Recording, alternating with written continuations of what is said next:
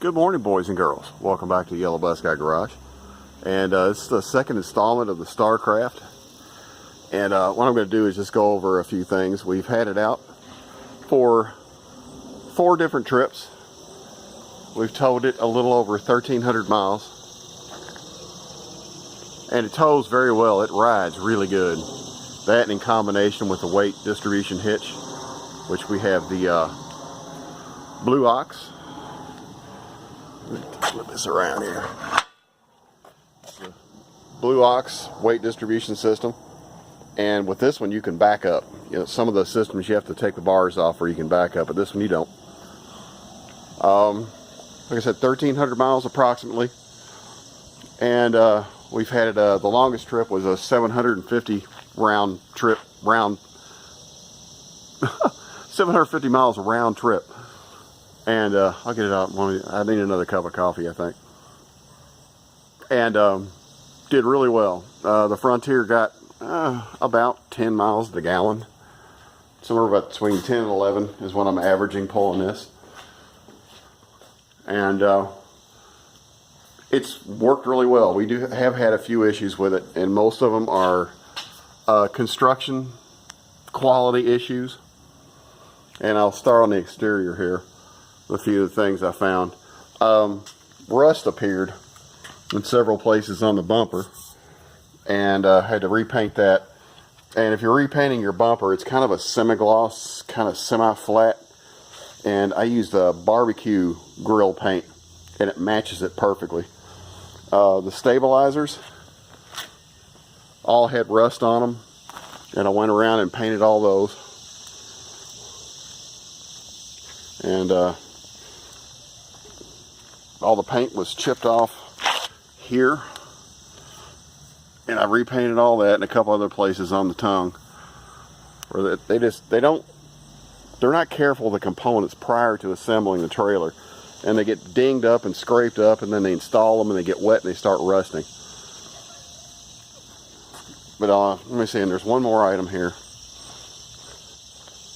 that I'm in the process of repairing.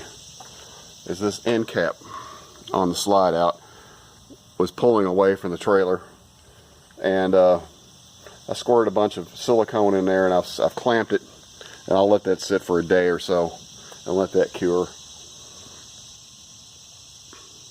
And it's just, these things are built so quickly and with not a lot of regard to how carefully they're assembled. I think they're probably on their people to do time over quality. Get them out, get them out, get them out. I got a couple of things in here to show you. Let's get some lights on. Alright, the biggest thing that happened on this last trip was this screw. You can see it right there. This screw is not anywhere near long enough to grab the wood, and it pulled loose, and then when it pulled loose, it pulled this trim loose, and it popped loose here. If you can see in there, these teeny tiny little wire staples. See that? That's what's holding this thing together.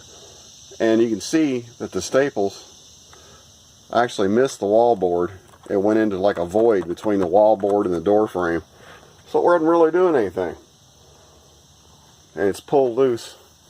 And yes, this would be a warranty item, but I am not going to take this to the dealer and get this fixed, because all they'll do is shoot more staples in it. So what I'm going to do is I'm going to get some like beige panhead screws. Try to color match this as best I can. And look, we got a hitchhiker from our last trip. Come on, focus. Look at that. Look at him. Long way from home. Came all the way from Holmes Bend, Green River Lake, down in Kentucky. But yeah, it's pretty disappointing. As far as other trim issues, we haven't really had any. This trailer doesn't have very many seams in it. There's a seam there, and I have heard where people have had their seams come apart. There's a seam there that runs alongside the outlet, and I think there's one other one.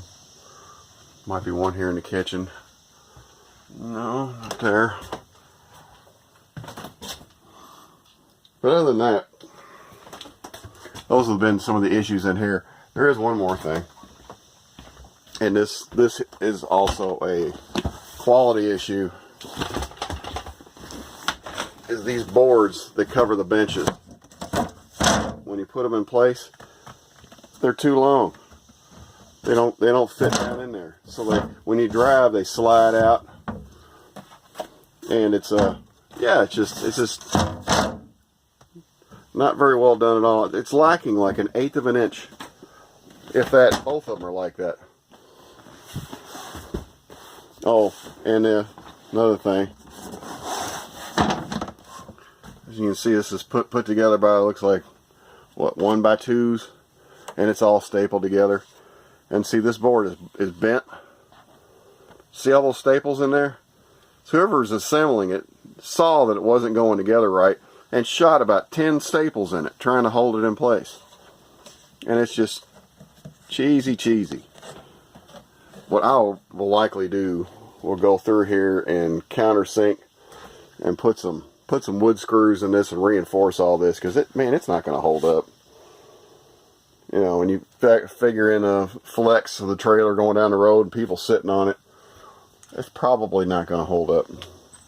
But all the other systems work fine. The refrigerator's been working fine. The plumbing all works well. The AC blows cold. There is one issue with the AC. I forgot about that. When it's running and on, it's fine. When you turn it off and the fan is spinning down, it sounds like it's hitting something inside. Kind of sounds like a turbine winding down. That is one item we're going to have looked at. Oh, and one other thing. The black tank valve leaks. So, this is delightful. So, you finish your trip and you're going to the dump station. And you want to dump, right? So, you come out here and you take that cap off and you're greeted by about, I don't know, 4 or 5, 6 ounces of black tank juice comes out of there before you ever touch the valve. So that gate valve needs to be replaced. The gray tank doesn't leak. So that's it in a nutshell. That's about all the issues we've had. And like I said, most of it is just shoddy craftsmanship. But the main components that Starcraft did not build seem to be working just fine. As far as exterior, those are all the exterior issues I've had. But if you would like to get a trailer, just be prepared to know that this sort of thing is common. And there's lots of little issues that crop up. And once you get them all nailed down, I think it'll be fine. And but it's the nature of the beast. It's the way the entire industry is. And I'm even guessing even really high-end stuff is going to have issues like this. Because basically, when you think about it, all these are hand-built. And there's going to be variations in the construction of them. No two are alike. And it's just the way it is, and especially considering the price point they're trying to make and the number of units they need to crank out, because the RV industry right now is booming. They can't make them fast enough, so you're going to run into some quality issues like that. Boy, dang, ain't she pretty? We're really happy with it. It's so much nicer than the pop-up was. So if you're considering getting yourself a RV, a travel trailer, pop-up, anything like that, you can expect to have some small issues like this. Well, hit me up with some questions if you like, subscribe, and happy camping, and be nice to your bus driver, and I'll talk to y'all later.